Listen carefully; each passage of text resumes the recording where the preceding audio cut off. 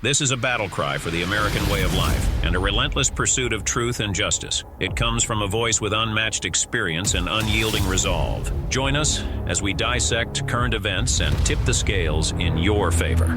This is Rally for the Republic with your host, Bryan Rudnick. Bryan Rudnick, Rally for the Republic, Episode 9. I'm here with Pollster to the Stars, Rick Shaftan of Neighborhood Research and Media. Rick runs a full media and research company doing polling, media, all sorts of great advice to conservative candidates and organizations. He maintains in-house polling facilities, which is a big deal. Live operators, hard to do, but he gets it done. He's got some great methodologies, like I mentioned in my last episode. And I brought Rick on board to talk to you about what trends he's seeing and to get insights into what's going on in the Virginia 5 race, Bob Good versus John McGuire. Rick, thank you to Rally for the Republic for being with us today. Thanks for having me on, Brian. Rick, could you tell my audience a little bit about how you got your start in politics? Putting up bumper stickers for Richard Nixon in 1968 when I was 10, which is what I thought campaigns were about. I thought it was who put up more bumper stickers on mailboxes and stop signs and things like that. And got into political advertising. One of the things growing up in New York, you got to see a lot of political ads on TV. And it's a different level of politics than small town politics where you actually get to meet your candidates. In New York, you never get to meet your candidates. You see them on TV.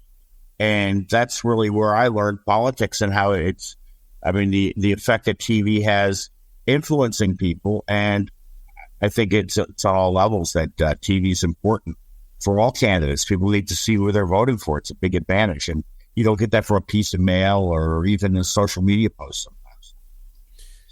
So I've explained to the audience that you're a pollster and you run a full-service media company. Could you help them to understand a little deeper about your specialty? Let's start with polling.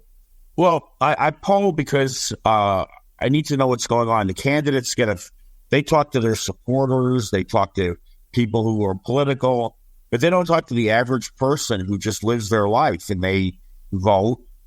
They maybe watch TV, they'll talk politics, but they're not wrapped up in it the way... They got to get outside the Republican clubs in the echo chamber. Yeah, and people watching us, we're all in our own little political world. But, if you have friends who are into golf, and you don't golf, they're speaking a language you don't understand. And it's the same way for most people with politics. So I want to find out what's making people, why would they vote for my candidate as opposed to the other candidate? What do they like about that person or dislike? And politics is not about convincing people that you're right. It's convincing people that you agree with them. So I want to find out where my candidate syncs with the public and a majority with the 51% I need to win. And then I want to craft a message so that my supporters that see it are able to go to those undecided voters. So I don't make ads for the undecided voter. I make ads aimed at our supporters to talk to their friends, because that's a lot of how people vote. It's, I see ads for these guys. What's true? What's not true? Brian, you know these politicians, Brian. What do you think? And someone like you or someone like me will have outsized influence because people see us as like we know what's going on. And so polling tells me reality. It tells me when your campaign people are all fired up. Sometimes it's real, sometimes it's not real. And so that brings us back to reality. So what in your methodology sets you apart from some of the pollsters that people might be hearing about all the time, whether it be Scott Rasmussen and his reports, whether it may be Nate Silver? What are you doing to separate yourself to add value for your clients? Well, two things that we do. First off, we use live callers because I don't just want to know who's winning. And just so the audience understands, you're bringing up live callers because nowadays people are doing online polls. They have online, they type it on, you get a text and you fill it out, or used to be robocalls. But I want live callers because they can talk to people, get people to start What do you like about Donald Trump? Oh, I love everything about it. Well, that's not a good enough answer. I want to know what you like most about Donald Trump. Is there anything you don't like about Donald Trump, for example, or any particular person, Joe Councilman, whoever it might be? I want to know that.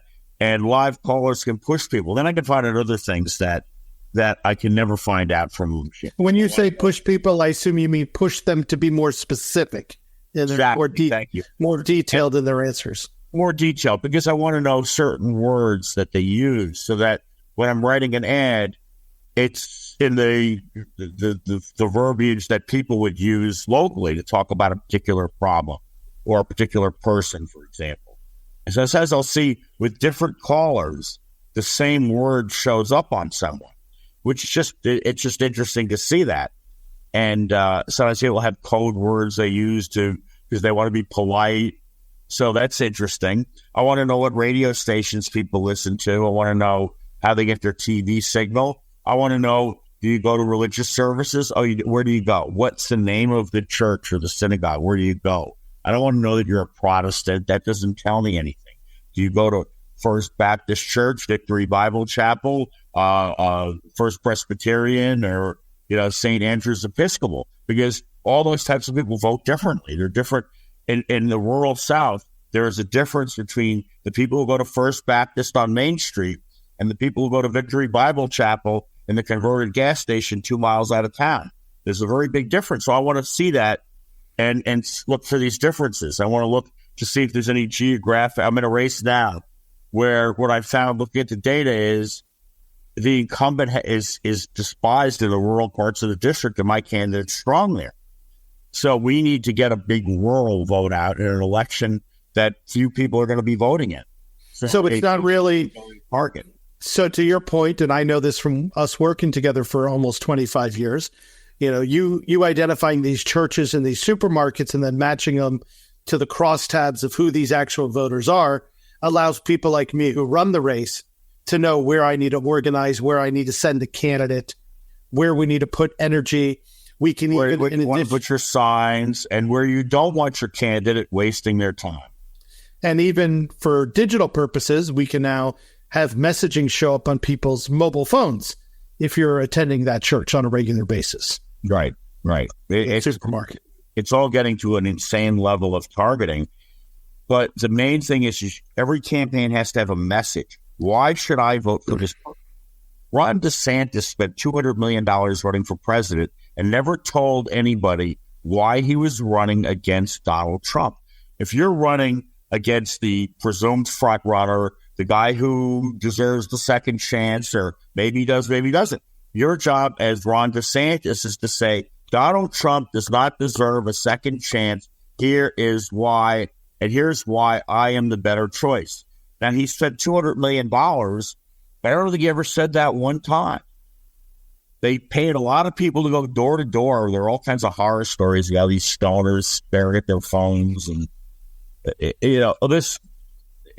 everything is message in a campaign. You can have the best organization in the world. If you don't have a message, it's not going to work. And you can have a great organization, and it means nothing if you can't do anything with Election Day, which will get us to Virginia 5 race.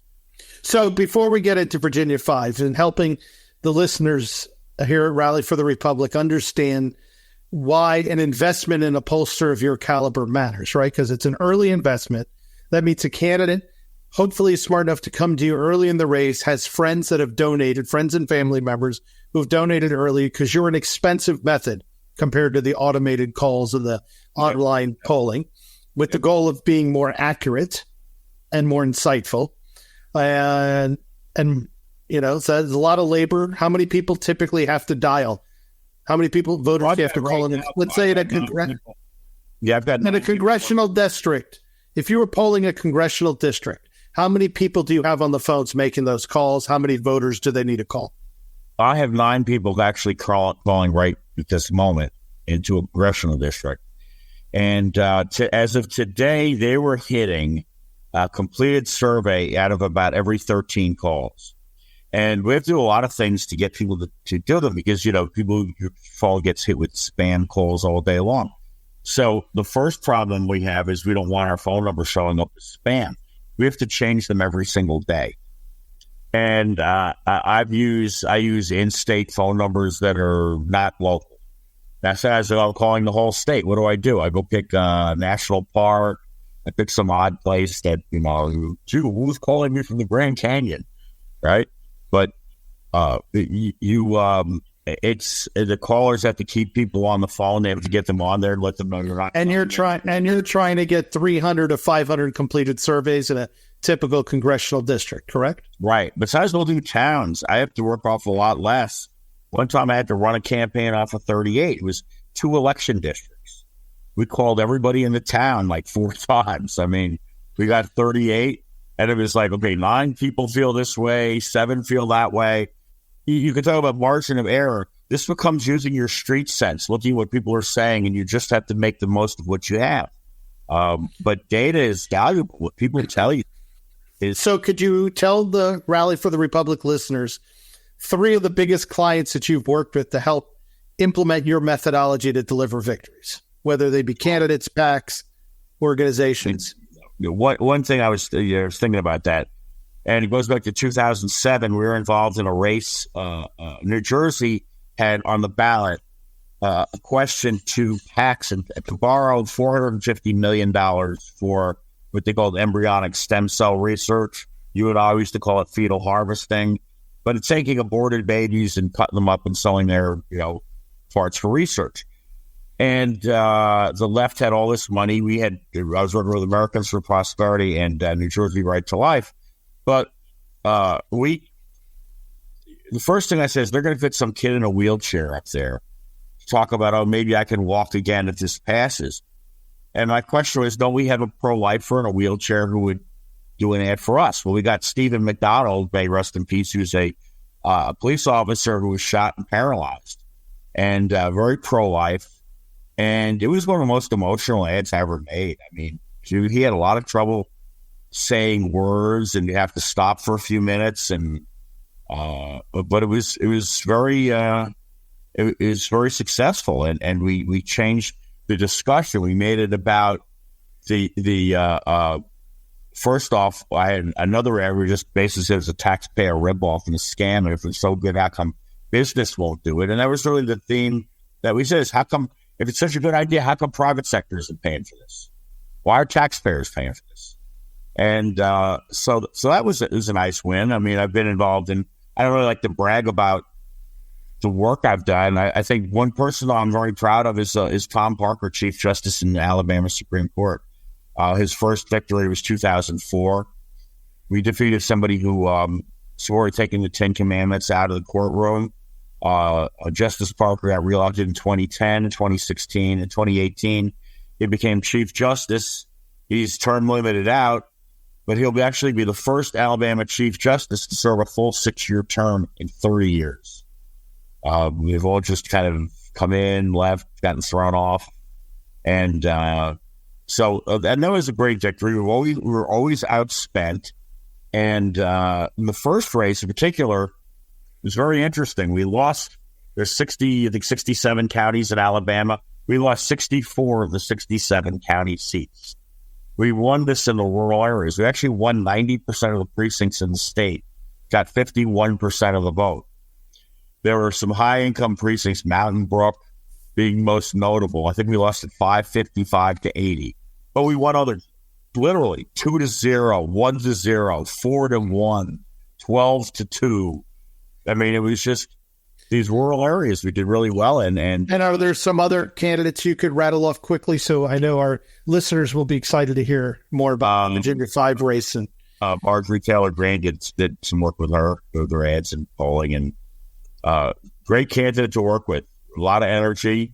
Could take my copy, make it even better, I thought. Make it more vicious. So, yeah. So would you say she has a real sense of the voters that she represents then? I think she has a real sense of how to talk to voters and express it. And just in front of the camera, she's just very good, very believable, and very strong. I mean, she came out of nowhere. She beat 8 people. A lot of them were experienced and had been elected and had a lot of money. So it was an interesting campaign.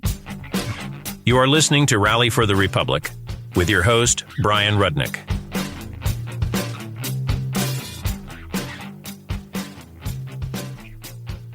What would you, besides Tom Parker, where do you think your polling, your strategies, and ideas have had the biggest impact throughout your career? Because you've now been doing this for how long? About 30 so years. I think it's getting people to be more bolder as candidates. You know, it's interesting. When I first started doing this, nobody said they were conservative. That's the word. It's like, oh, you don't want to say that? Nobody said they were pro-life. Nobody said they supported gun rights. I mean, even I used the word conservative probably like in the early 90s, and it was at a time when conservatives weren't conservatives. I mean, very conservative, somewhat. Conservatives in general were not even a majority of the Republican primary. But there were still a lot of moderates, even liberal types who were voting in Republican primaries, particularly in your one county or your one party areas that have been traditionally Republican. The pro-life issue, I found it's a plus. I still think it's a plus for a lot of candidates to talk about it, because people believe if you're pro-life that you're probably support the Second Amendment. You want to cut taxes. You're against these groomers rolling around the schools, all the crap they're teaching, and that. So I find, and one of the things I've tried to push on candidates is that you don't gain votes by taking liberal positions on, like, what's the issue I'm going to be liberal on. That's not going to get you some leftists to vote for you. I don't care how liberal some Republican says they are on abortion. No one who is for abortion and votes on it is going to vote for that candidate. Not in today's world. 20 years ago, maybe. Same thing for guns. Some Republican gets up and says, I want red flag. I don't think too many people have.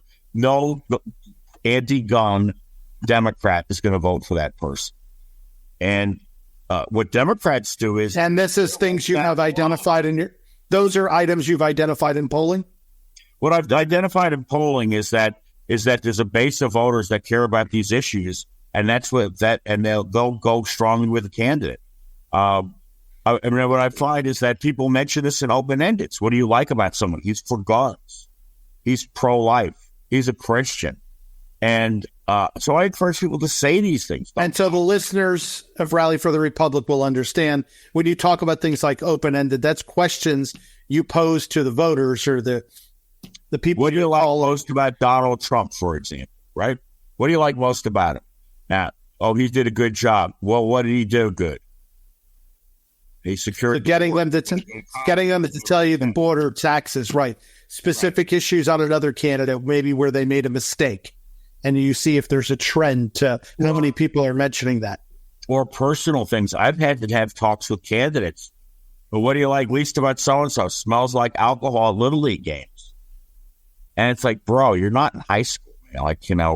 You grow up. You're the mayor. You shouldn't be smelling like alcohol at Little League games. And I mean, I've had to talk to people about all kinds of things, the way they dress. Like, they just, get a new suit. You know, people are commenting on I like him, but his suit's like ragged. I had that once. I mean, so you get just advice for candidates that they need to know. One time I had one, he didn't look people in the eye when he talked to them. And it was I didn't even realize it until I saw it. I'm like, this guy never looked me in the eye. He just his head's bouncing all over the place. I realized he never looked me in the eye. He's always looking at something else. And so it's funny you mentioned things like the suit, because I remember in my early days of politics, one of the mentors I had mentioned, politics is show business for ugly people. And that's where we could take things like your polling and come up with ideas and put ads together that help change that. But as we're getting closer and closer to the reason I had you on, I just want to reminisce a little bit with you for a moment about the marriage initiative you and I did together in Massachusetts. Way over 20 years ago. It was the first time we worked together. And you cut an ad for my organization back then that, if I recall, as the story goes, you got a call from the radio station telling you mothers were calling in very concerned about the content of our radio ad. It was definitely eliciting a response that they didn't want to have to explain to their children in the car during, I think it was afternoon drive time. Right. Remember that? I'll do like that. I've made some ads with aborted babies on them and put them on the 6 o'clock news so they can't block an ad from a federal candidate. And in the business, we call these folks suicide jockeys, people who they have no intention of winning the election or ever getting elected to anything. They believe in a cause, a pro-life cause. Well, they have to sell you this time. And about 25 years ago, a fellow in Indiana named Michael Bailey made these ads. And they said, you can only run them between midnight and 5 a.m. And he said, no, I'm a federal candidate. I have a right to equal access. As long as it's not obscene, I can put whatever I want on my ad. And then they tried to say it was obscene, which kind of blew up in their face. So he ended up running them and making that footage available to other candidates. So I made an ad with it. Ran it in New York. It was a lot of fun. So I think it actually changed public opinion. I think those types of gruesome abortion ads actually change public opinion. So before we get into the rest of this, so we're running up against the clock, you're doing organizational consulting, candidate consulting across the country. I know we've talked about it offline. And what kind of trends are you seeing around the country that shows you America's unified in its opinions? Well, I think America's unified in its opinion that Joe Biden shouldn't be getting reelected. I think there's a very little support for him. I would be very surprised if he ultimately the nominee. And we're going to learn a lot Thursday night with this debate about both candidates. And, will Trump say something crazy? Will Trump hit a home run? Who knows? Will Biden exceed expectations? Will Biden start drooling on himself? Who knows? We don't know. And but I think the negatives on Biden are the negatives that Trump gets from his own supporters. He needs to shut up. He needs to stay off Twitter. That's pretty much it. The negatives that Biden's people have are he's senile, he's old. What issues are it's a little harder to deal with?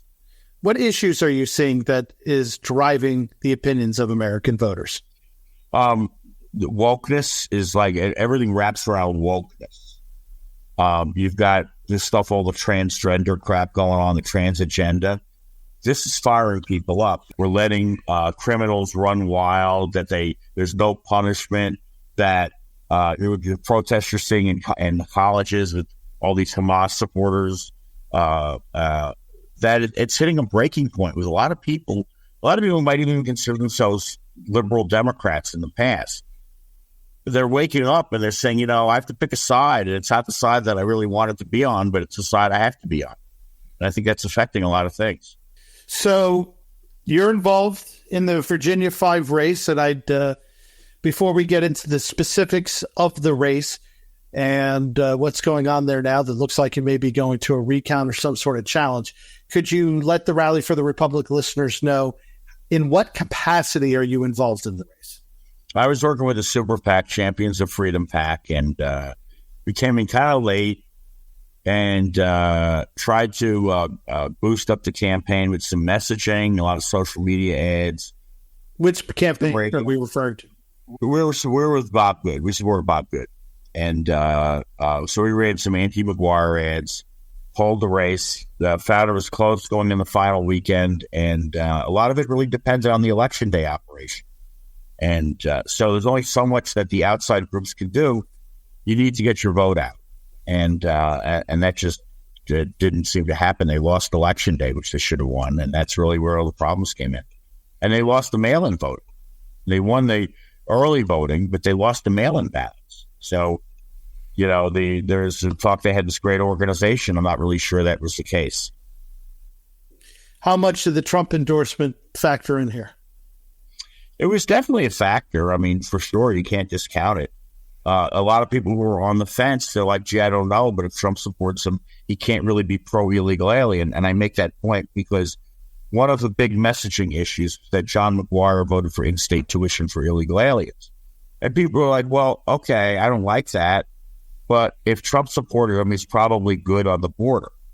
And this is because they really didn't, I think they were actually hoping to get Trump's endorsement, which I can't see how that could have been possible. But the real problem was that Bob didn't spend I just don't know what the campaign was doing. They did no radio. They did no TV. They relied on super PACs to do that. You can't really do that. You have to drive the messaging in your own campaign and hope the outside people reinforce what you're saying. So we kind of came in and had to do the messaging, which is not what we should have been doing. And the message about Bob Good, they never really said. So, hold on. You said Bob Good. They just said he's got 100% rating and everything, but they never said why you should vote for him, why the other guy's banned. And you have they explained it in long paragraphs, but they never got it to 5 words. At every campaign, your message has to be like 5-6 words. Make America great again. That's a message.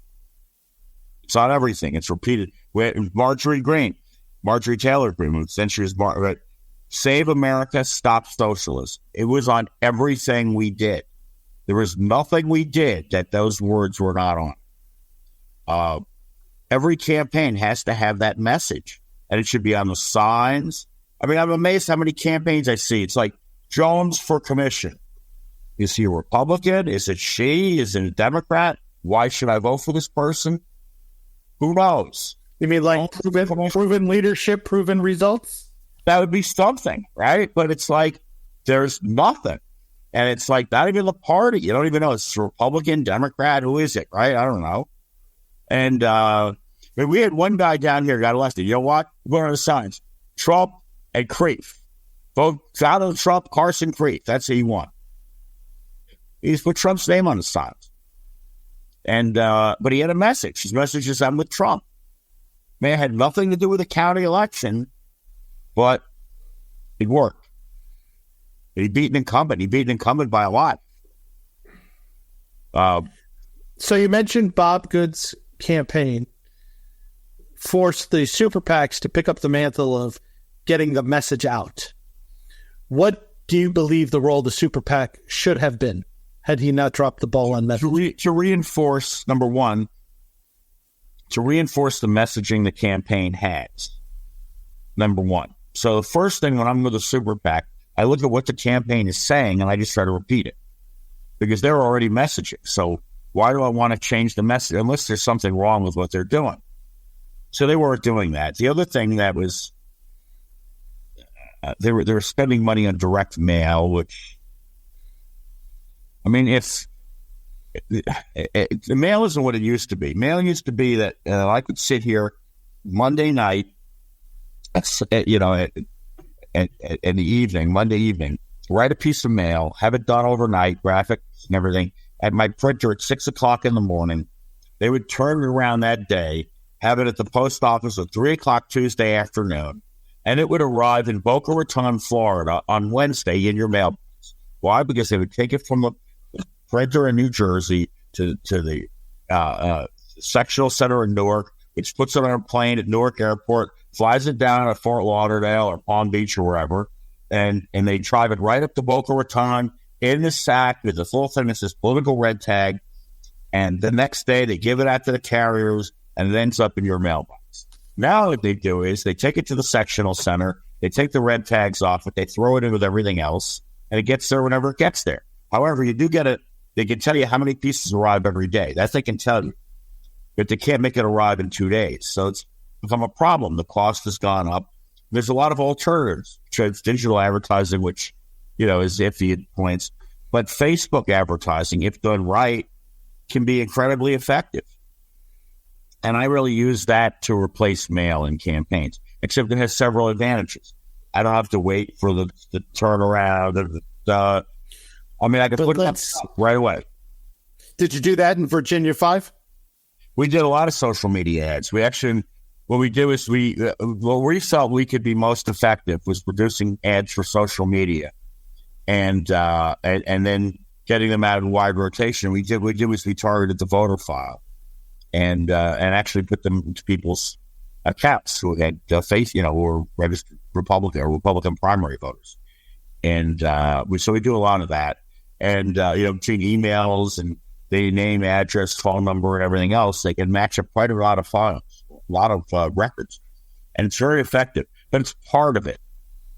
The other thing we didn't see other super PACs doing, so it was radio, so we tried to fill that. Other groups were doing a lot of TV, and we didn't have the money for TV, so we let Club for Growth, House Freedom Fund really handle that. My critique of them was that, and this is true for every campaign, when you have an ad up, whether it's on Facebook, whether it's on TV, radio, wherever it is, you've got to change them every few days. They just get stale. It's like it's that same ad again talking about drug addicts or whatever.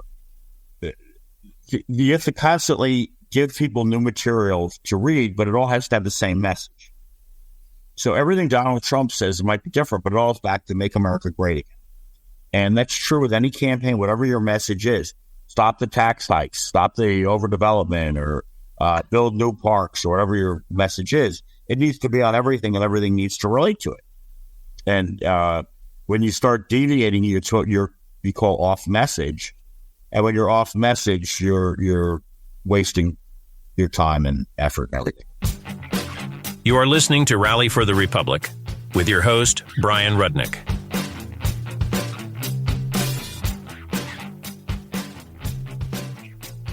Well, we've only got a couple of moments here to finish up this interview on Virginia 5 here on Rally for the Republic. So I would appreciate it if you could succinctly tell the listeners what it is you think really went wrong, what went right. Is there any hope for Bob Good in the challenge to find those missing votes that he's seeking?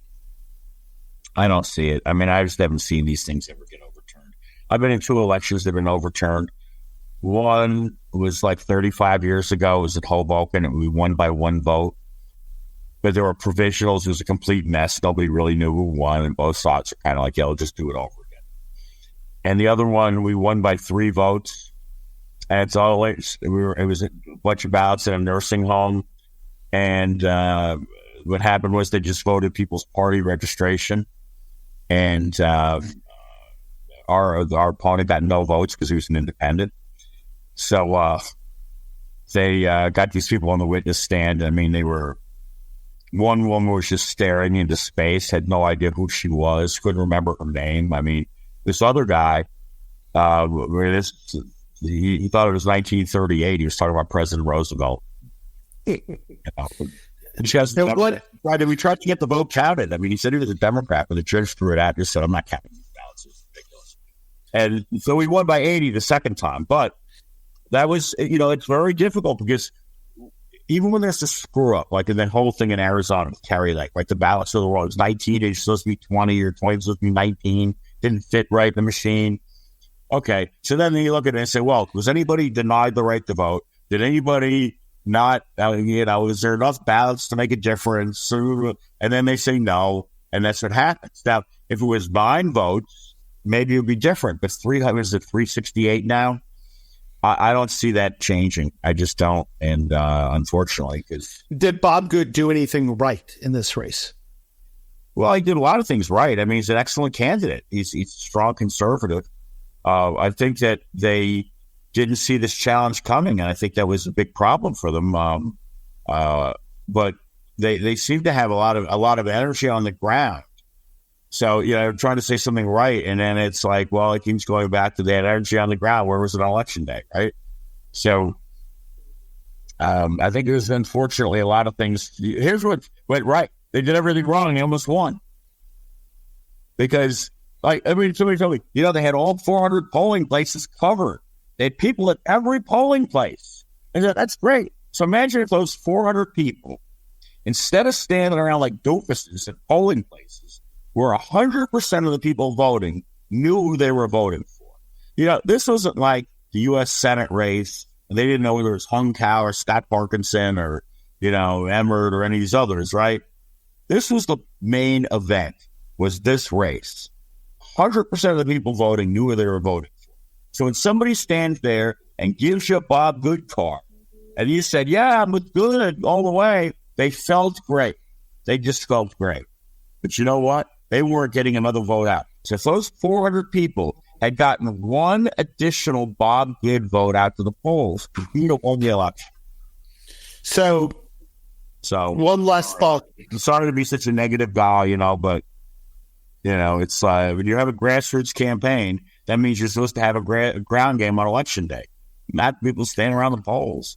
So one last thought for the listeners here, Rally for the Republic. A lot of them are probably political activists, people who enjoy politics, listen to the news, watch the news. They might deep dive into some of the polls that you could find online, whether it's 538 or some of the other websites. What can you quickly tell them to understand how they're not seeing the whole picture on these websites and what to be careful of when they're trying to convince others that Trump's up or Biden's up? It's the why. Why are people voting for someone? I'll give you an example. A bunch of years ago, I was polling against Eric Cantor, and he had a primary. And so who are you voting for? Cantor was winning 69-16. So right on the bat, you say, okay, he's safe. He can't lose. But there was stuff in there that just made me a little nervous. First off, Cantor's favorable was only like 57. It wasn't 69, it was 57. And there were a lot of people who were, they were just like vicious negative on him. They were right-wing conservatives. And it was like really brutal stuff. And the favorables on him, what do you like about Eric Cantor? He's a Republican. He seems conservative. He's in leadership. But it wasn't like anything he had done. It was just vague stuff on it. And so right there I saw there's a problem. But his opponent, they had gone negative on his opponent. And it was Dave Bratt. And this message, Dave Bratt's a liberal college professor who helped Tim Kaine raise taxes. That was showing up quite heavy in the polling. A lot of people said, we asked him, Dave Bratt, he's a liberal college professor. He helped Tim Kaine raise taxes. But that was 6 weeks out. Now, if Cantor had just kind of played it cool, not overdone it, I'm going to shut this program down. It keeps beeping on me. If he had, just kind of played it cool, he might have won. But what he did was he overdid it. He just put these outrageous ads out. First of all, he kept the same negative ad running for weeks.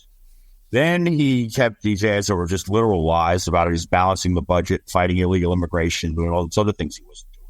He just wasn't doing any of them. So, but he was running so many ads. And somebody told me this after the election. He was watching a hockey game with a bunch of his friends. And two people simultaneously, after like the fifth Eric Cantor ad, said, F him, like simultaneously. And everybody laughed. And this guy said all 7 people in the room voted with Dave Bratt. They didn't even know who he was. They voted for him. And so what happened was they took a campaign that was potentially in trouble, overdid it because they had $2 zillion to spend. They had to spend every penny of it. And so there's overkill. And I learned from that a year later. I had another candidate, I won't say who it was, but I polled the race. It was like, everybody thought this guy was safe. And I'm like, wow, we're in some trouble here. And if the Democrats have a poll, they're going to know we're in trouble. They drop $500,000 on the tube, and we're dead. And they're going to get control of a big government. And so I just want to put out lots of signs like it's just you're going to win big, put them everywhere. Do not do any don't do any TV, don't do any radio unless they fire at you, and then we go out. So they just thought they had no chance. We won 58%. And I'm thinking, if they had gone on TV, they would have beaten us. And but the main thing is I like to poll early. Sometimes just to tell people not to run. And we've had to do that a few times. Unfortunately, I've had to do it after the person's announced their candidacy. And it's like, you have no chance of winning this election. None. Like, it's just not going to happen. You got a popular opponent, or you're in an all-Democrat area, or you've got the candidate I'm talking to, you've got a lot of baggage. Whatever it is, some people can't win. And it's important to know that before you build up your hopes and drop all your personal money in and other things. Other times, it might be, it's worth thinking about dropping $100,000 in because you could win. So, every race is different. There's always, two sides, but every race is different. It's figuring out what's my coalition for victory. What's the easiest path to get there? Well, thank you, Rick. I appreciate that. This has been an enlightening interview. I promised my listeners here at Rally for the Republic that you're a character. I think you delivered on that. I think you delivered some great insights, some great historical understandings of your background. I probably need to summarize. I go drag these stories out, like at a bar, and then it'll be a good 9-10 minute story. But we're still for time here. So. Yes, drinking with you is always a lot of fun. Yes. So, but I'm going to sign off. I'm going to say thank you very much for joining us at Rally for the Republic. And thank you, Brian. Thanks for having me on, and be happy to be on.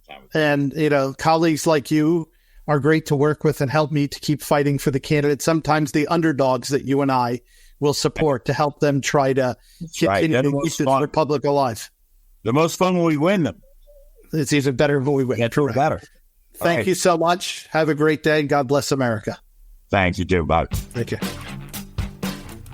Thank you for joining us on Rally for the Republic, where we are fighting for America's future. Visit 1776coalition.com. Rally for the Republic podcast is available on Spotify, Amazon, Apple, and Google Podcasts. Don't forget to subscribe, and download. Join Bryan Rudnick next time as we continue to fight for the American way of life and challenge the hypocrisy. This is Rally for the Republic.